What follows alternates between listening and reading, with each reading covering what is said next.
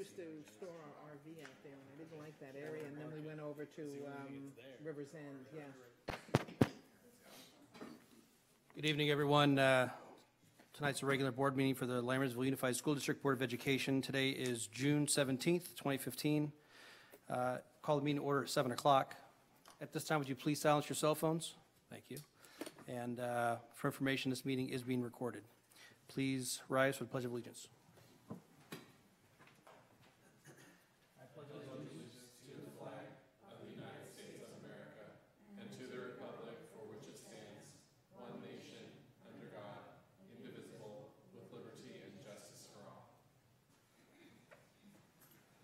Roll call.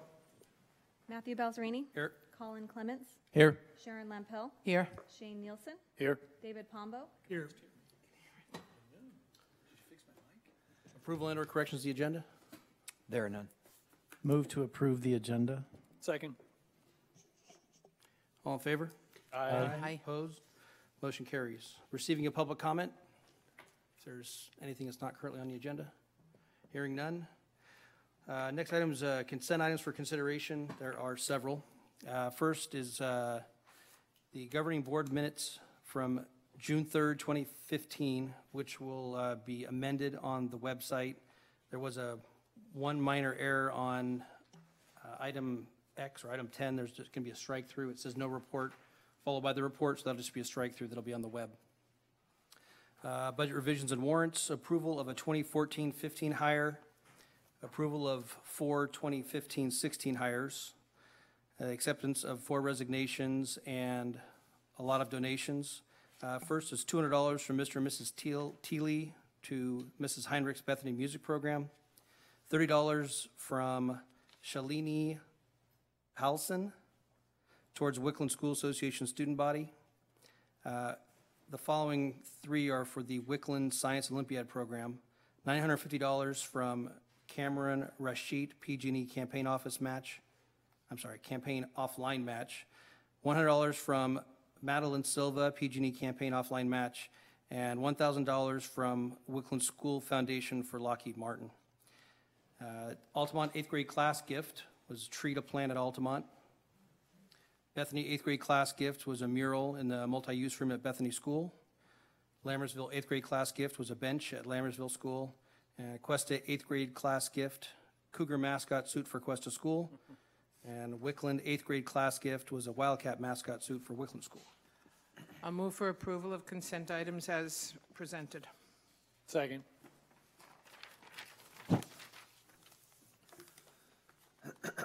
First and a second, any further discussion? I just, on a personal note, if I could, Mrs. Hendricks has been an employee for the district, either as a sub or as a teacher for 10 years, and this year she was my daughter's ASB mentor as well, and I know she took that over mid-year and had a lot of challenges. I hope she was here tonight to personally thank her for the work that she put in, both as a teacher within the district, but then between plays and ASB and all the additional stuff that she did. I just wanted to thank her for all the work she put into the district. So, Mr. President, if I could note, it's congratulations to her. She's moving on to the administration ranks. Promotions and life expansions are good things, and she did a great job for us. But tip our hat to her. Good things, absolutely.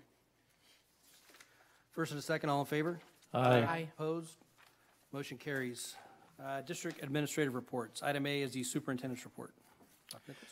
So I just want to briefly go over our spring map data. It's not going to be an extensive report, but I did want to point out a couple of factors. One of the things that happen when you set a set of benchmarks and you start focusing on a particular data sets, you get to celebrate some good news. So as we would hope to anticipate, map data is consistently meeting the mark across the district. A quick reminder for the community, we established benchmarks for 1st, 4th, 8th, and 12th grade. The data that I'm bringing forward tonight will reflect how we did in spring data as a year in review, and also focus areas of statistically significant subcategories of students who in the past showed an achievement gap with other subgroups. So very briefly, if you look, the end of the year norm is 177. That's a RIT score. And as you can see that all of our grade levels with the exception of one, met the end of the year mark at one school. That's a very small school, so you could have 3 or 4 kids move in a course of a year and affect the score, but the bar graphs are very clear that at each first grade across the district and each of our schools, the growth is consistent. In our 4th grade reading map data, you see the same trend. Again, the grade levels are meeting or exceeding the mark, with the exception of, again, a small school, and again, consistent with the results we were getting on the CSTs as we're waiting for the CASP results to become official, which will be sometime next summer, unless they choose to change it again. I say that with all due respect. Thirdly, in the 8th grade, you'll see a bar graph looks a little bit different. Towards the end of the year, an opportunity came forward from Delta College that we couldn't resist. We made a mad scramble, but when you're building a plane while flying it, sometimes you got to go for it. And so the scores that we had here for 8th grade math showed that our kids were making progress, but that when Delta offered to allow us to use their Compass computer adaptive program to help us place students at the high school, identify kids for opportunities at Delta College, we don't have a third spring map because our choice now is the capstone assessment for 8th grade will, moving forward, be the Delta assessment. I haven't received all of the schools' marks there, but we'll have to do an analysis and figure out a way to explain that.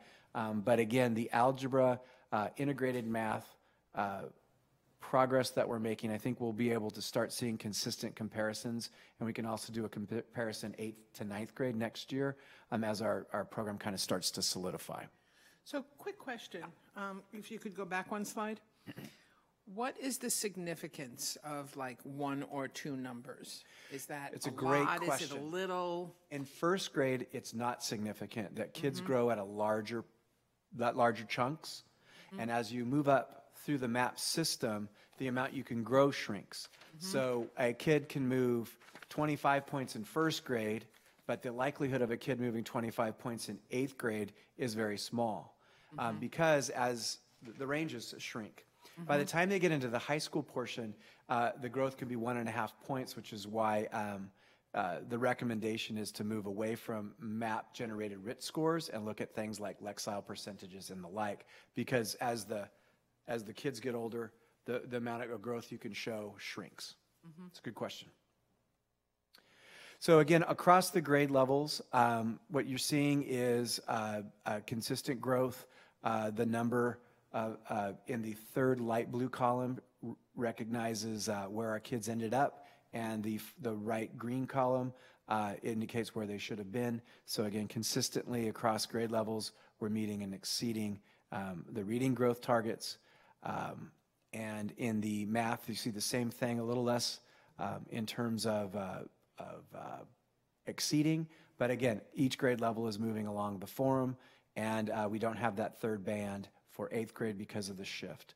What we're going to need to do in the future, because I don't think a solve is going to come from the feds, and I don't think a solve is going to come from the state, is what do we want our kids to experience it's the old, is it algebra in the 8th grade, algebra in the 9th grade? We have an integrated math program. So how are we going to define success? Because since 2000, it has not been defined for us in terms of when are kids ready to get into the conceptual math.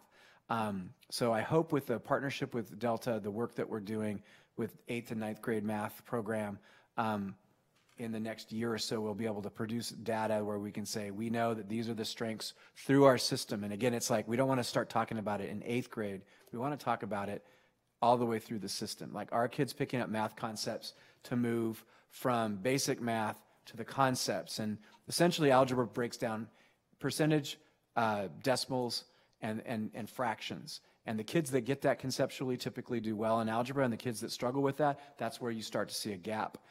We have a lot of work to do in terms of tracking that data through our units of study, which are being developed as we speak. So this set of data will start to shift, especially when we focus in on those kind of concepts as we move forward. And then very quickly, this is a lot of lines. What I want to point out is over here, you have your Hispanic ELs, low income, and SPED, and African American students are the focus areas that showed, even though those subgroups were scoring well when compared to subgroups in the county, they did show an achievement gap.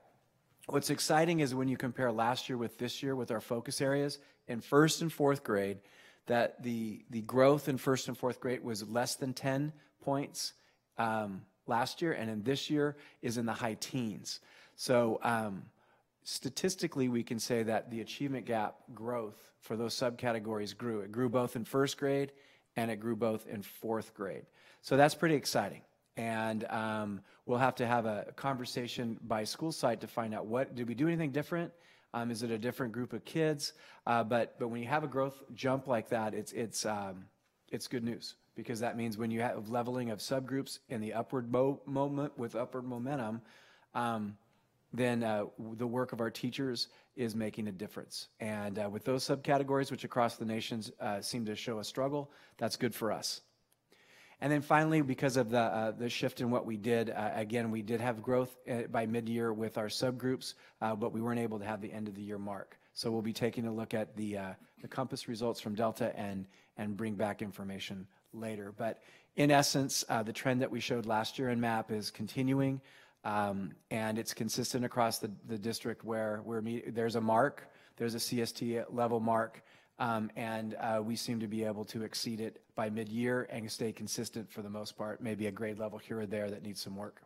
So that's the presentation, which is, again, a brief overview of the MAP results, but it's been pretty consistent each time we take it, that when compared to the national norm that this is based on, we are consistently outperforming what other districts are doing. So that's a good place to be as we're waiting for the new system to kick in.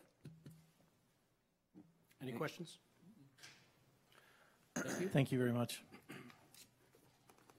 Item B is District Maintenance and Operations Report. Ms. Kaiser? I met with Lori Robertson and James Nolan today, and we will be bringing forward to you at the July meeting the projects that have been identified for this summer as well as the future years. The irrigations are now complete at all of the elementary sites that we wanted to move forward with.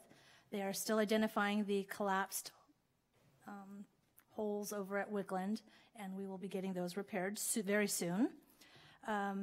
They've also been working with high school Ben Faubert on the speed bumps, so we probably will be taking a walk. They've identified where the located speed bumps would be, and we've got some photos, some recommendations from other vendors that have used the company that came in with the lowest bid. Obviously, sometimes cheaper is not always better, but And that's for the parking lot? for the parking lot at the high school. Pavement will need to be redone at Wickland and at Lammersville, so you'll be seeing some of those projects that are over $25,000 coming on a future board agenda, and then those that are below $25,000 after review with the superintendent, adding those to the next board agenda as well. Let's see, we have prepared a flyer to assist with our drought that we'll probably put on the web page. I believe they had a meeting, but no action taken on reducing the watering from 3 days a week to 2 days a week, but they have not taken any formal action on that with the Mountain House CSD. Let's see. There's some issues with the septic tank over at Lammersville, moving forward with getting that taken care of. And apparently there's also some areas that has never been provided preventative maintenance. One of the biggest changes in the budget for this next year was the increase of a routine maintenance contribution of general fund dollars or of LCFF dollars, increasing it from a 1% to a 3%. A 3% for a district our size would be contributing almost $500,000 of the LCFF funds towards routine maintenance, and it's required by the state. So where did the Gophers live this week?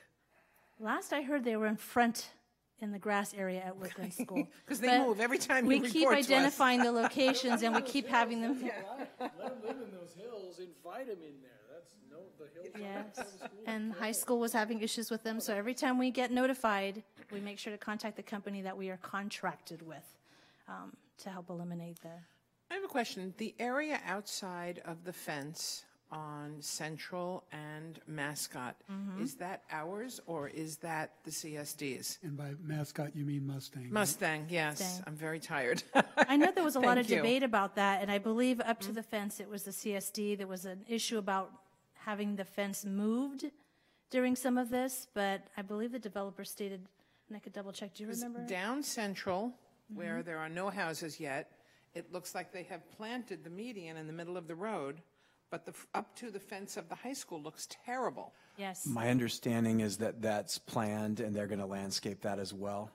And I think it's the start of the school year, right before the start of the school year. Who's they?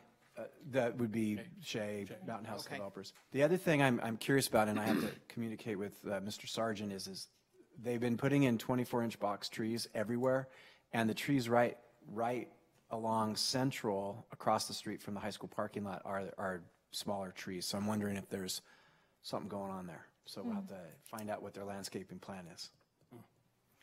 Mulch. And I understand Drought. there's also been, from the construction, the wind has been blowing debris over into the Mountain House High School area, and Mr. Nolan has made a couple of attempts and has a new contact that he will be calling tomorrow. They cleaned that today. They did. He's been making attempts to get them to respond, so I'm glad they did that. Can we get a report in the future on the video, which schools have video camera systems, which ones? I'm glad you brought require- that up. We have received quotes for all possible locations, and I spoke with Dr. Nicholas, perhaps maybe a few people meeting to decide which ones, because they came out to over 30,000. As you know, the grant was 10,000, we put in 10, but trying to identify the locations, best locations, unless we want to do full implementation and put additional funding into that. I've been away for a few days, and I just was reading Facebook today. Apparently, we have a crime problem. Yes. We'd be good that we. As long as we don't have district cars to catch on fire, we're probably okay. But other than that, I personally would like to see for the 30,000 what we're getting for it, what the coverage looks like. I what have a areas we're full stack of quotes from various vendors. I'm not saying I want to spend the money, but I'd like to see what we're getting and what benefit we'd get from it, from a camera system, so. Well, I can tell you that in the Bay Area, the news has been, ironically, there's a bunch of car arsonists running around Novato, and they caught them because of video. So it's important, I think, that, Well, we have I feel that we it's have the important. $10,000, $25,000 deductible, so I imagine it would be worthwhile to invest money in cameras The 20,000 to avoid isn't a per concern if event it's good a coverage, that's deductible. I can say that there was some damage to some wires in the vans, and a thorough investigation was done, and we discovered it was jackrabbits and Again. and cottontails. So The bunnies. the parking lot is safe. I think that they've been moved on. Good to know. Okay, thank you. Join their friends, the Gophers. Yes. And squirrels. Yeah. Next item's committee reports. The Facilities Committee rescheduled its meeting for July 20th. Other than that, I don't believe we have reports for any of the committees, I think, because it's summertime. Governing Board reports. Trustee Clemens? Only one thing to report in about this time, Mr. President. I attended the MHCSD board meeting last week, and a comment was made that the district had decided not to allow organizations to rent the stadium. And I probably should have just referred them to staff, but they were making policy decisions, and so I felt that I had to say, well, actually, that's not true. The board said we wouldn't allow occasional, like individual occasional use, that organizations could go through the process and rent the stadium. I would encourage you to, speak with staff and et cetera. So anyway, I just wanted to make you aware that, All of our policies are available on our website. yeah. It's going to wave to everybody not watching online for all of our, efforts to at least put the videos online to Thank allow you. people That's to what I was see the gonna comment meetings and on. hear what we actually say and decide to do. Hi, everybody. How you doing? So anyway. I do have some you people for who doing watch it because I have received email thank yous. Just watch the board meeting. Thanks for this comment. but I guess not everybody. I'm not going to say anything else. Thank you for taking care of that. Appreciate it. Yeah, That's it for me. No report. Report. no report. It's the summer. It's the summers, right? I didn't attend, but I did watch the town hall meeting that was presented yesterday, last night at the CSD, and Sheriff Moore did present and talk about our school resource deputy, just kind of where we're at, and stated that currently the MOU is in the hands of the county board of supervisors and it's pending approval, so it's moving through the system. Just want to let everybody know that. I also wanted to, and I've told each of the board members individually, but I wanted to say it publicly, thank you. I can't tell you how much I appreciate the work that this board does and how we work together. Through my position with the board of directors at CSBA, I'm dealing with some serious nonsense in another district where the grand jury is investigating and board members are being recalled, and it's a mess. So thank you for I'll work on it. Thank you for what we have here. I appreciate it. You're thanking us for not doing something that would call the attention of a grand jury? Wow. Yes. The standards of America. And by the way, you're quite welcome. Okay, moving on. Action items. Item A is consider approval of Local Control Accountability Plan version 2.0, the LCAP. Well, here it is. This is a formal approval of the LCAP. Thank you to everyone who participated throughout our community. This has been part of a 3-sequence from strategic plan to LCAP 1.0 to 2.0. So this is our annual renewal presentation for approval, LCAP 2.0. As a very pleased member of the District Advisory Committee, I'm happy to move for approval of the Local Control Accountability Plan version 2.0, better known as LCAP. Second? And, with my thank yous as well. I know a lot of people put a lot of time and energy into it, so much appreciated. Oh, okay, I'll dogpile. Thank you very much I'm going to for all talk the about work. it too, absolutely. But, thank And you. I'd just like to remind anyone who is not watching or participating in every meeting that we had our public hearing on it at our last board meeting. First and second, all in favor? Aye. Opposed? Motion carries. Item B is consider approval of the 2015-16 budget. Staff report? This is the culmination of Alvina's good work and her team, but also important to note that a 3-year, multi-year projection that gets approved puts districts in excellent fiscal standing, and Alvina and her good work has put us there once again. Board discussion.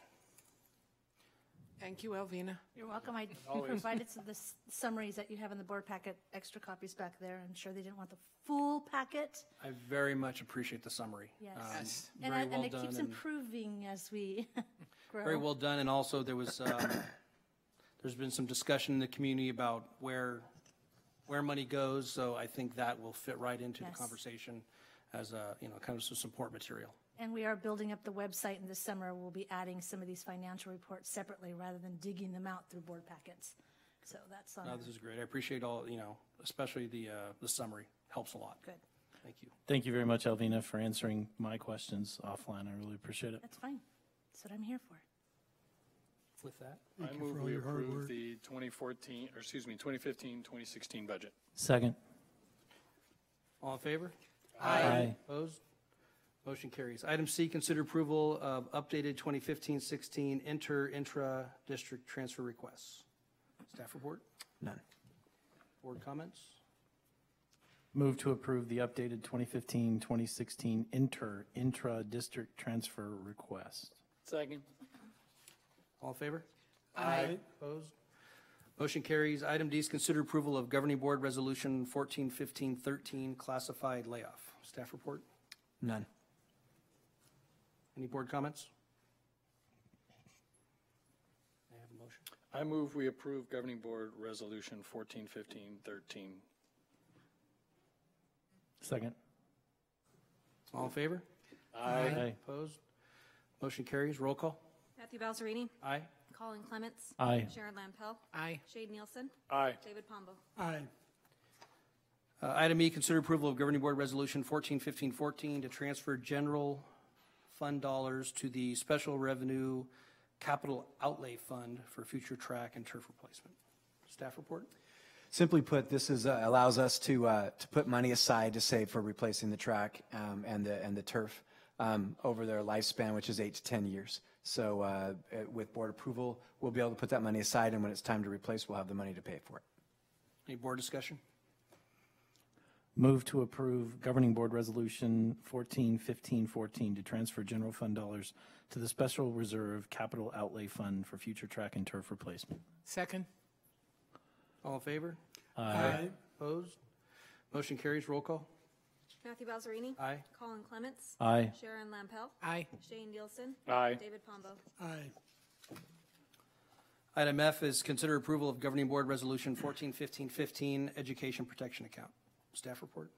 The EPA is the Prop 30 temporary tax that was passed a few years back. Basically, this it allows Alvina to explain that we're using it for the intended purposes of the tax.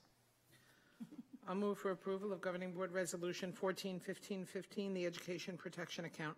Second. I'm sorry, who was that? Colin. All in From favor? now on, I'll do it low. Second. Sorry, I didn't look up quick enough. All in favor? Aye. Opposed? Motion carries. Roll call. Matthew Balzerini. Aye. Colin Clements. Aye. Sharon Lampel. Aye. Shane Nielsen. Aye. David Pombo. Aye. Item G, consider approval of the 2015-16 agreement with Child Development Center. Any staff report? Just simply, we've been working with these folks. It's the program over at Wickland, annual renewal. And as far as board discussion, you know, I've looked at this, I can't even count how many times every year. And this time I was looking at it and I didn't see anywhere in the contract that mandates that they follow board policy or education code. So I was wondering, I realize this is time sensitive because it needs to be approved by July 1st, but is there something we can look at maybe to hold us over for this year and potentially in the next year that, such as being a member of the Facility Use Committee, we just passed board policy saying the signage has to be 4x6. There's nothing that says they have to follow that No, within it's their true. contract. So I'd like to see if we can add language, Things like prohibition of smoking and drugs, alcohol on campus. alcohol, yeah. right, all those kinds of things. So maybe, Probably one sentence in their next contract. Or an and addendum. I'd like to see if there's something we can do to kind of to get us for the rest of this year, you know, I'll work on an addendum. see if we can do that. Perfect. Great. With that, can we get a motion? I move we approve the 2015-16 agreement with Child Development Center. Second. All in favor? Aye. Aye. Opposed? Motion carries. Item H is consider approval of the 2015-16 agreement for Lozano Smith Legal Services. Staff report? We've been working with Lozano Smith for years. This is re-upping them to provide the services that they've been providing for us. Any board discussion? My only question for information purposes is the rates in the contract, is that similar to the rates last year? Was there an increase or? Actually had not received any increases. I just looked into this since 2010. So at one category, it jumped up 16%, but it also varies between who's been placed to work on whatever event that they need to work on. So So there this was is the variances. first increase since 2010? Yes. Oh, okay. So it was the area that rose 16% was the attorney fees, that first line that's on the fee structure? I think it was the second line, I don't have this open. That's the associate fees. the associate fee. Associate fees, okay, that's But what I like was she said, asking. the problem Thank is you. it's a range of Yeah. 180 to 250, and you never know which, it's always going Right. to depend on which person and their experience level and stuff, so. Yeah, and you pay the 250, you pay for the experience and the knowledge level, absolutely. Right, because I do see various hourly rates throughout the invoices. Yeah, and I've worked with Lozano Smith. It's an outstanding firm, and they have quite a good reputation in the field. So I will move for approval of the 15-16 agreement with Lozano Smith Legal Services. Second. All in favor? Aye. Opposed? Motion carries. Information and discussion items. Item A is math placement process. So one of the things that we've been doing while like advancing the strategic plan and LCAPs and the like is looking for ways to articulate programs up and down through our system. as we built the high school program last year, we began talking about advanced math pathways in the junior high ranks, and how can we move kids forward who will do well and be successful, and give them as many opportunities at the high school. And then this year, because of our partnership with Delta, then the opportunities expanded for kids to take Delta classes as well. So the way we rolled it out is a simple matter of sending out a letter and defining minimum qualifications. So what I mean by minimal qualifications is you want two things to happen. You want to be able to communicate to families opportunities for kids, and we want to provide as many opportunities as possible. But we also don't want to put kids in a class that they desire to be in that they're not ready or prepared for. And that could be skill set, and that can be maturity level or motivation. So we try to meet a balance here by using a combination of three criterion: MAP scores, grades, and teacher recommendation. The intent of the letter that went out was to demonstrate flexibility and openness for opportunities, but I have to take responsibility that I think for some it came across as more of a rigid policy that was blocking kids' ways. So what I can say is the RIT range for grade 7 and grade 8, those represent numbers that would be eligible for those classes. So that was the mark, is that if your RIT range score was 243 or 250. And then A's in all 3 trimesters. So our intent was, or the goal was, to set a minimum standard for kids who want to be accelerated. And the need was to be flexible, so we said 2 out of the 3 criterion would open the door for kids to come in. The expectation is that if you had a kid on the bubble, the worst case scenario is if the MAP score is supposed to be 250 and that kid has 248, and they're supposed to have A in all 3 trimesters and they've got an A- average and teacher recommendation, that kid should get in the program. So the intent was to create a minimum standard, but communicate to parents for kids on the bubble that, hey, you know, your kid didn't quite qualify, but we're going to give them a chance and the opportunity, but you need to be aware that if there's a struggle, there are some indicators that there's a possibility that might happen. Our desired result is that if there are struggles, it's been communicated to the child and the parent entering the program for acceleration. So I think in the end what's going to happen is for kids that are just like in the odd situation where they're just under in a couple of areas, they should be given the opportunity, and it's it's on the school sites to communicate with those kids in those circumstances. But for a child that's not close, we need to be able to say no, that in this circumstance, your child missed the mark by a significant number and the like. Over time, again, this is the first time we've done it, we should be able to become, I don't want to say less flexible, but we should be able to get real clear on what the identifiers are and the characteristics are. But right now we're transitioning. Grades can be subjective at times. And so I think this is a good starting point. We're taking some feedback that we need some improvements in the letter. But that's where we're at with that. For the high school freshmen, we used Compass, which is Delta's computer adaptive assessment, to get into Math 2. If kids didn't have a Compass score, we used the old model, which is the teacher recommendation grades and MAP model. And then any parent that's wishing to accelerate their child who don't meet the criterion, we're asking that they sign a waiver. So they're saying, okay, I get it. I want my kid in Math 2. They don't qualify.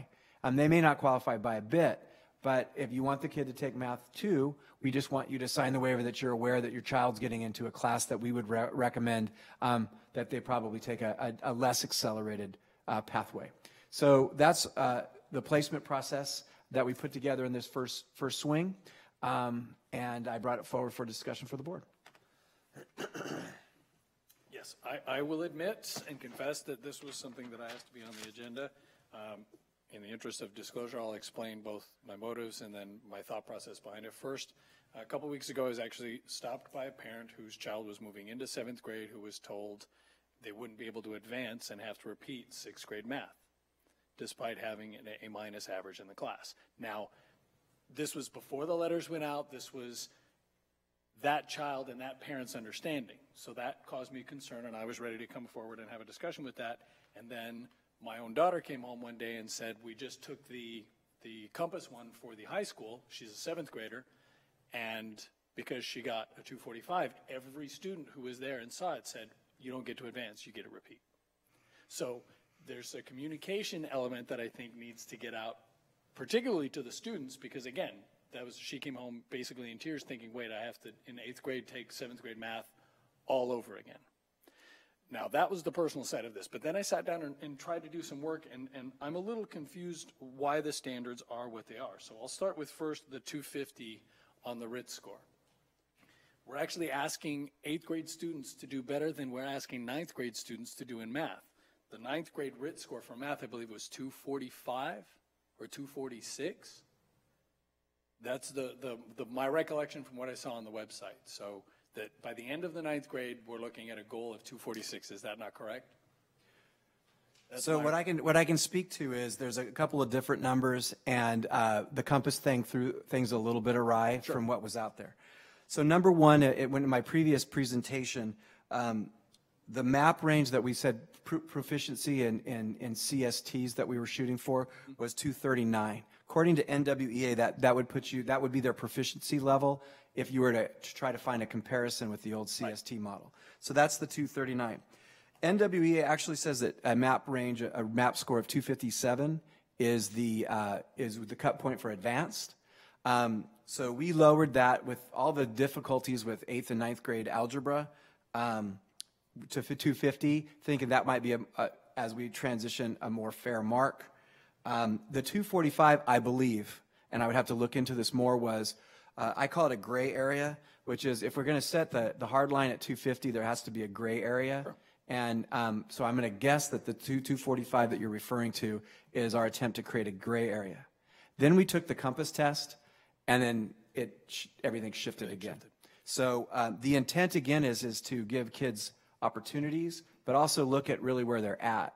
One of the things we're running into, and there's a balance to this, is we want as many kids in those high-end math classes as possible, but in a lot of the parent meetings we're having right now, you can have a kid placed in by parent wish, and then you have a meeting and the kid didn't have it in the fire in the belly to do the work, or they weren't ready maturity-wise. I can speak to my own, we're speaking about kids, my own son, telling you, he's smart enough.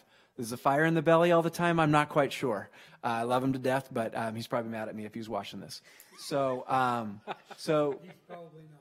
we want to be able to, yeah, I'm sure he's not. I was going to say. So I guess what I'm trying to say is the 245 was an attempt to kind of create a gray area, a range. That's what I believe where you saw that number.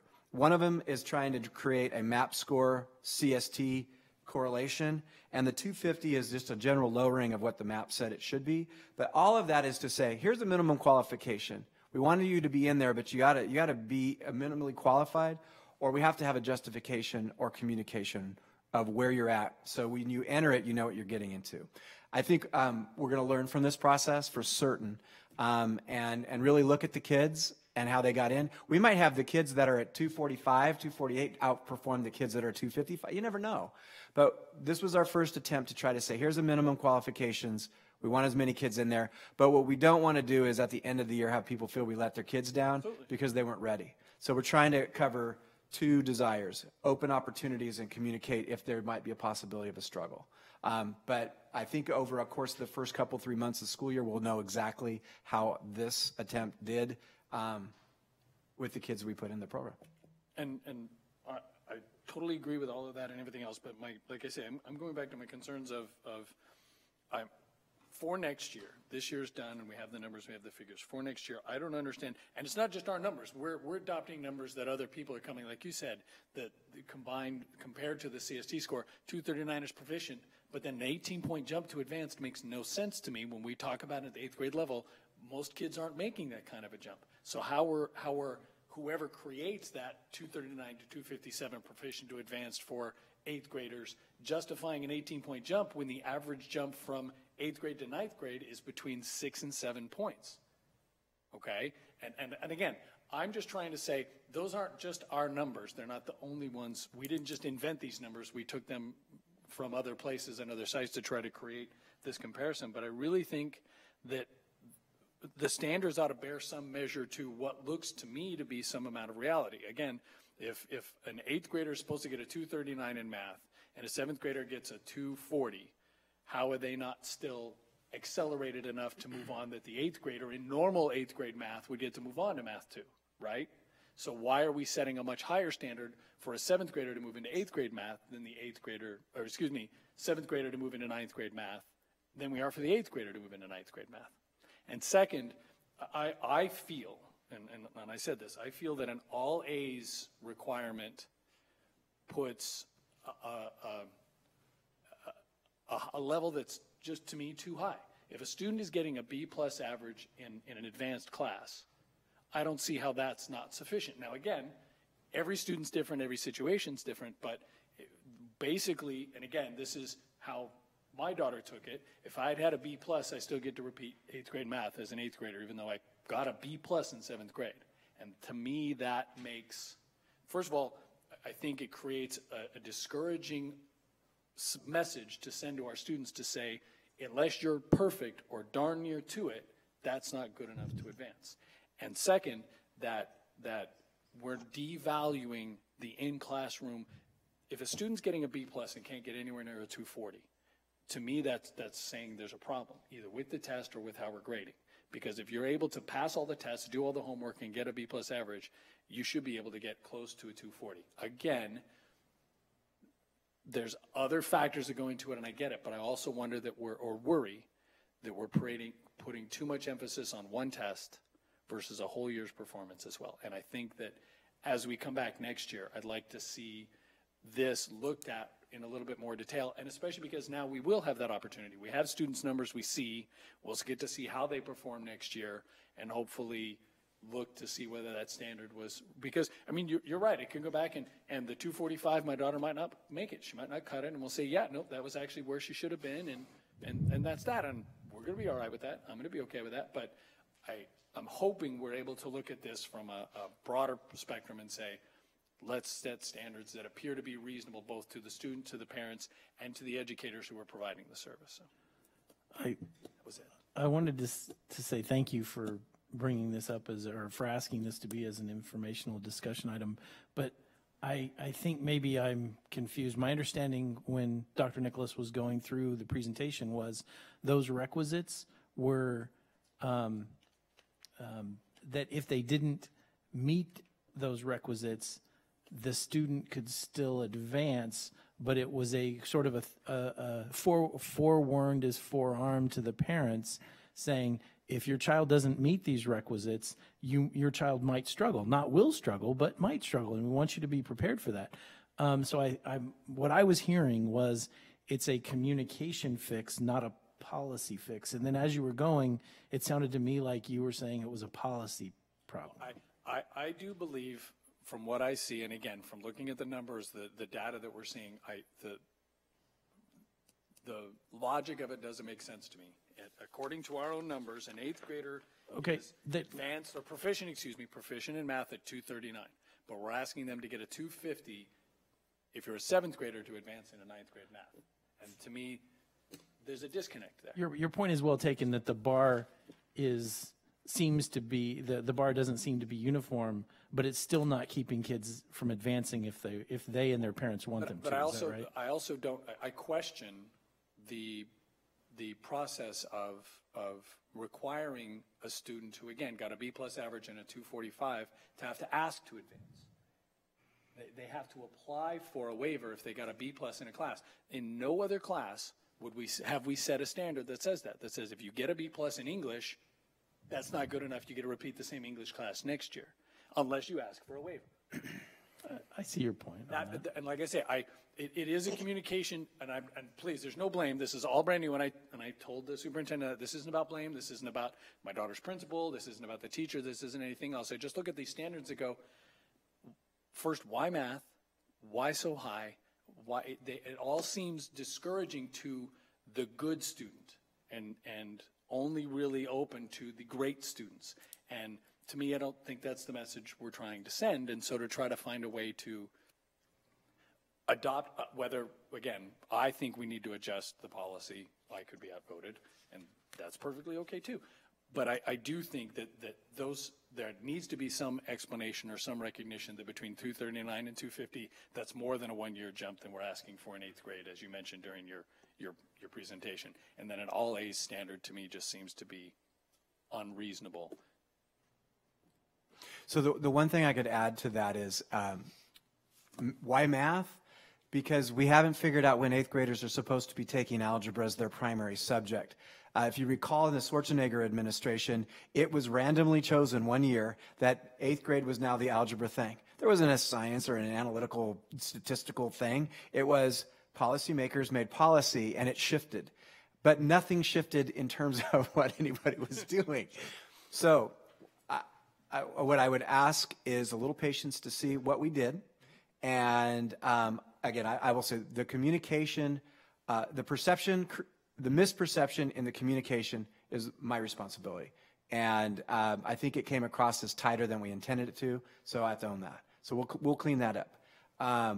The second thing is we'll look at the numbers, and if we're off on the numbers, it's easy to shift that. But we have to, the tragedy of education is everything runs on an annual cycle, and you can't get a new set of numbers for a long period of time. And so we have to monitor the kids, see how they do, and then come back and say we were right here and wrong here, or missed the whole thing or got it right. And that's something over time we'll be able to address. And the great thing is the kids will tell us. So maybe we can revisit this at the first. Yeah, I would like to period. actually see, after we get the first set of MAP scores next year, to see how these students are doing, and especially because I only have the raw numbers from one school, so I'd love to try to find out, like, percentage-wise, how many students we're talking about district-wide that were 7th moving to 9th or 8th moving to 10th math, and where we're standing with those things to see if we said yes and we granted exceptions, how those students are doing, how the overall group of students is doing. I think I would love to see that after, what is it, the fall scores, what is that, October, November? Octoberish, yeah. So. But by no means am I saying if it's not working, we should change everything immediately. Like you said, I wouldn't want to use, like I said earlier, just one score to try to deem the success or failure of a project. That would just be, for me, informational. And I'd really, at the end of next year, like to look at how that process worked. Absolutely. Great. Assuming I'm still here. Okay, anything further on that? Okay, item B is board meeting recordings. So I don't even know how to say this. We've got this big fancy closet over here with all these amazing high-tech tools. And we went to post the last board meeting and found out that the way this whole operation works is on a single memory stick. So using Shane as an analogy. One of these? Yeah, I think it's a bigger one. It's a bigger one, but So yes. you've got all this technology running through a piece of plastic. So I went to the board president and said, okay, we really got to decide what we want to do and start the conversation about what we want to do in terms of streaming a modern, progressive, non-plastic doohickey orientation for what we do. And the range of cost, Alvina will talk about in a second, but it just, we've been trying to get there. I was up on a ladder 2 weeks ago trying to get these little guys working and unplugging things, I'm the worst person to do that. Didn't get it fixed. With technology? Yeah, I was. Dr. Nicholas, I don't think that's in your job description. It was an emergency. We had a As meeting. assigned. There were so many things going wrong with that on that day. I didn't fall. So I wanted to ask to bring this forward because it's time to have that conversation. Well, as I sat this morning watching the CSD's meeting from last night, this is an expectation of this community. Absolutely. And I also feel that streaming is an expectation of the community. And I know where you are on Shane. That's my feeling. I think that technology is expensive. I recognize that, but in a commuter community, which we all know it's over 80% just in Mountain House, that, yeah, we need to be doing this. So that's my feeling. Agreed. When you say we ought to be doing this, are you talking about fixing the system to maintain what we're currently doing, or the live streaming? No, I think we need to stream and Live. have, live and have a recording. We need a system that works, and this one doesn't. And I concur that, our constituency, at least the vocal ones have made a clear preference for streaming. And again, that's not knowing how any of this conversation costs, but Well, I think that's, I want to go back and say, when we ordered this system, it was with very explicit instructions that the non-streaming part was just to test until we could confirm we were able to stream and that we could get to the bandwidth because we were at the county and a whole bunch of other factors. That the hardware we purchased, and I asked specifically during the discussions, that the hardware we purchased would be able to transition into a live streaming environment once we had the internet portion, the bandwidth portion resolved. If that's not the case and that's not the equipment we bought, I'd like us to go through that purchase contract again and find out where it came up short.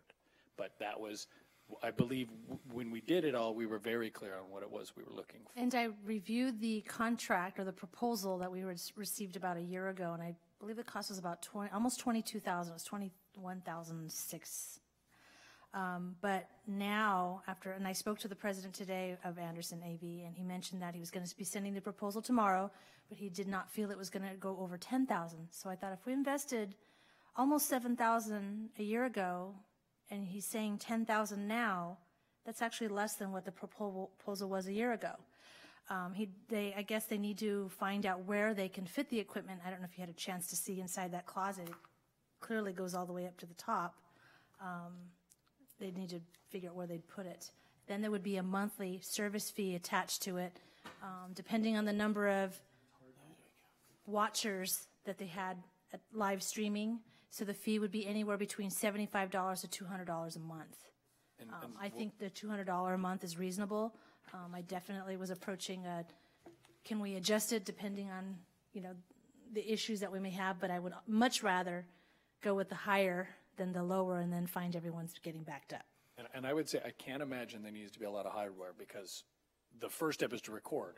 That's the hardware. It's just getting from the recording to the internet. That shouldn't be a whole lot more hardware. And I've also been reaching out to the Shouldn't be a County whole lot Office of more Education. As you know, we're a member of the DPJPA, Data Processing JPA, and they are comfortable with this purchase. They want to be involved in any of our networking to ensure that we don't have any issues.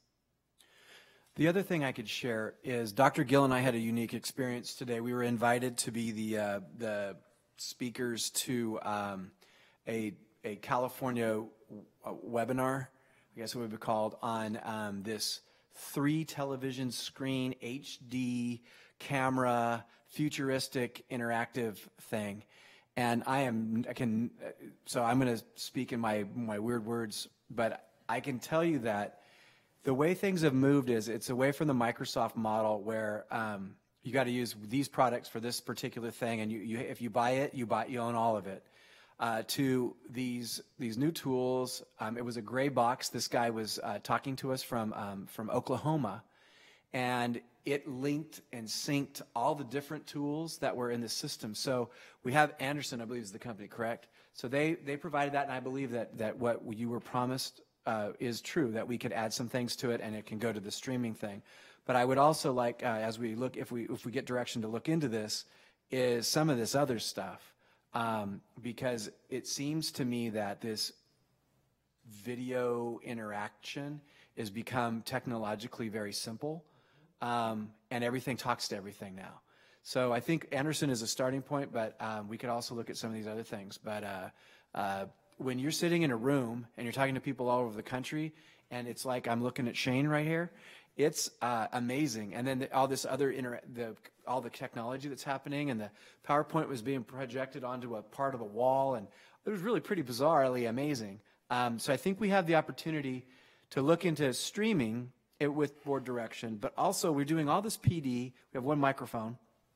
We had looked into really to use this as a communication center on a lot of levels. So with board direction, I think we need to look and investigate. The streaming, I think, would be the easy part, but some of the other attributes with all these cameras and stuff, I think we could do some top-of-the-line stuff. Inexpensive. You know, we have this technologically advanced high school. I think we have to. The words right out of my mouth. Yeah, yeah. I was just going to say we're a We have to 21st match learning it, yeah. environment. Yes, okay. Yeah. And I just say, anything that can increase public participation, I want to encourage. Like Matt was mentioning earlier, you know, that there are just a lot of folks that while 7 o'clock seems reasonable to most of us, if you're coming from Silicon Valley, it's not. It's very difficult to make it. And the NBA finals are on. And the NBA finals are on, or the Giants are on. And you know, if we could have one of those screens devoted to the Giants game, that'd be great. But anything we can do to allow folks to participate from home, whether they're sending messages in that are being read or participating in a live web chat for public comments, if those options exist, I think we should explore them to the extent that's reasonable. Now, because I can see everyone kind of going, wait a minute, how many 5-minute options are we going to get? But it's really, to me, not much different than if you're sitting there and it's stocked and you've got 75 people in the audience. I'd much rather, I would just much rather have the opportunity for the public to participate as much as they can, and anything we can do to help facilitate that, I don't think any one of us would have a problem with, provided that it's reasonable. So. I would have to weigh in on that. My issue with remote participation in terms of public comment would be, how do you decide if you get 500 Right. tweets, texts, whatever you call them? I don't think that could be in a board meeting. I don't think you can do that. Yeah, In a board meeting. I It sit would have there, to be maybe some sort of other work group or something like that. But because how do you understand choose having which ones are, yeah, the capability to do it's one thing. Being able to do it in a Board setting, right. I don't think we can. that's okay. That's specifically what I was wanting. Thank you. I had the same concerns about, you know, we've had people here talking about a topic, and when we kept hearing the same thing over and over again, it was, you know, is there anyone that has something different to say? Whereas if you were doing it electronically, that would be very difficult. I don't think it's legal. I don't think it would be difficult, but I would be curious to find out if it's legal. I had thought that I had seen some communities that do have video conferencing for their board meetings that at least allows public participation. It might not be during the full public comment section on each agenda item, for example, but We'd have to check you that know, out. and like I said, definitely if something we it, could and if look it doesn't work and it isn't legal, then, you know, I mean, if it says it's not legal, it's not Right. legal. There may That's a be different thing. opportunities for us to use that technology, though. I mean, when it comes to LCAP or it comes to these kinds of just, not board meetings, but general meetings, staff meetings, those kinds of things, you know, that might be something we want to look at. Well, and for training sessions too, I mean, it's fantastic if you're bringing your small group pods into an environment here, and we don't have to pay to send them to, you know, Montana for a training session, but we can get something that's fantastic, and we can host it in an environment that allows for that kind of interactivity. Again, now we're helping benefit the students as well. The only message that I have, especially for the company, is now we're reliant on this equipment. And not being able to post a board meeting, that's not acceptable. Absolutely. So if we have it, it has to work.